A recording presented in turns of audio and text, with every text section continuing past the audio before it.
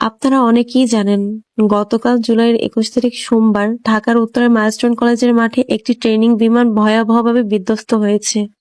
সেখানকার ছাত্রছাত্রীরা আহত-নিহত হয়েছে। শুনেছি তখন ছুটির সময় ছিল। হয়তো আর কিছুক্ষণ পরেই ছুটি হতো। প্রতিদিনের মতোই হইচই করতে করতে বেরিয়ে আসতো। কারো মা বাইরে দাঁড়িয়ে অপেক্ষা করতেছিল, কারো বাবা। বাসায় ফিরে মায়ের রান্না করা খাবার খেত।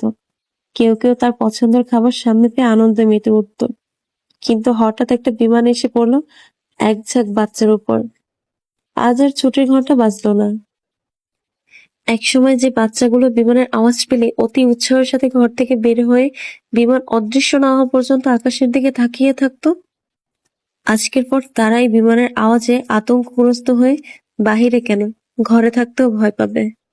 অথচ তাদের বয়স ছিল কাগজে প্লেন ওড়ানোর, যেখানে অল্প একটু পড়ে গেলেই সহ্য করতে পারি না। বাচ্চাগুলো সারা শরীর ঝলসে পড়ে গেছে। এরা কিভাবে সহ্য করছে? নিউজ ফিড স্ক্রল করলেই শরীরে কাঁটা দিয়ে উঠতেছে। ফেসবুক, টিকটক, যেখানে যাচ্ছি সেখানে এসব দেখতে পাচ্ছি। আল্লাহ, তুমি তাদেরকে হেফাজত করো। আমি তো তাদের আপন কেউ না, তারাও আমার আপন কেউ না, তারপর তাদের জন্য অনেক খারাপ লাগছে। আর যারা তাদের আপন, মা বাবা, ভাই বোন, কাছের আত্মীয় স্বজন, তাদের তো সারা জীবনের জন্য ঘুম হারাম হয়ে গেছে।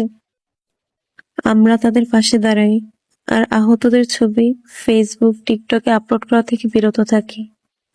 যখন এই ছবিগুলো তাদের গার্ডিয়ানরা দেখবে, তারা তখন আরো ট্রমাটাইজ হয়ে পড়বে। তো আমরা চেষ্টা করবো এইসব ছবি আপলোড করা থেকে বিরত থাকা। আর আমি একটা জিনিস ভেবে পাই না, আমি কোন দেশে বসবাস করি? এই দেশে কি মানুষের সত্যিই মানবিকতা নাই? যেখানে ছোট্ট একটা বাচ্চা আগুনে ঝলসে গেল, কিন্তু একটা মানুষ তাকে সাহায্য করেনি, এবং অনেকে দাঁড়িয়ে দাঁড়িয়ে তার পুড়ে যাওয়ার ভিডিও করতেছে। অন্যদিকে একটা ভিডিওতে দেখা গেল একজন শিশুকে কোলে নিয়ে সাহায্যের আশায় ঘুরছেন এক ব্যক্তি, কিন্তু প্রাইভেট কার থামেনি, কেউ থামেনি।